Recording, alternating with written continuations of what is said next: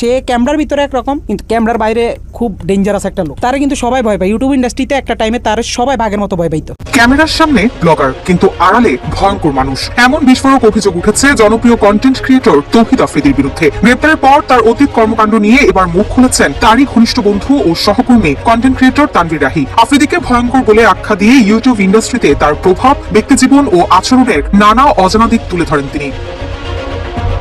সম্প্রতি রাহির একটি ভিডিও সামাজিক যোগাযোগ মাধ্যমে ভাইরাল হয়, যেখানে তিনি দাবি করেন ক্যামেরার সামনে আফ্রিদি একরকম হলেও ব্যক্তিজীবনে সম্পূর্ণ ভিন্ন মানুষ। ক্যামেরার বাইরে সে ভয়ঙ্কর একজন মানুষ। ইউটিউব ইন্ডাস্ট্রিতে তাকে সবাই বাঘের মতো ভয় পায়। বৈষম্য বিরোধী ছাত্র আন্দোলনের সময় অনেকেই আফ্রিদির বিরোধিতা করেছিলেন বলেও জানান তিনি। সে সময় তার রাগের শিকার হয়েছিলেন রাহি নিজেও। রাগ উঠলে সে বেল্ট খুলে তাদের কুত্তার মতো পেটাতো বলেও জানান রাহি।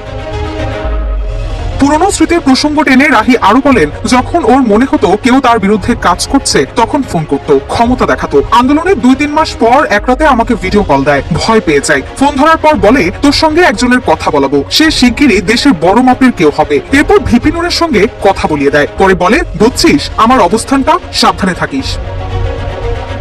আফ্রিদির চরিত্র প্রসঙ্গে রাহি বলেন, তার মনুষ্যত্ব নেই, শুধু প্রতিশোধের চিন্তা। কারে কারে ধরবেন, কারে কারে মারবেন, এই চিন্তাই তার মাথায়। আল্লাহ কখনো এমন মানুষকে ছাড় দেন না। যদিও 5 আগস্টের পরও দেশে ভালোই ছিল আফ্রিদি। আমরাও চেয়েছিলাম সে তার মতো থাকুক আর আমরা আমাদের মতো থাকি, কিন্তু তা হয়নি।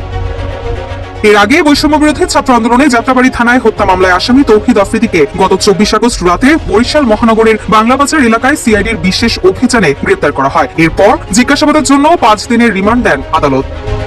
রুশা সুর, নিউজ ডেস্ক, ইত্তেফাক।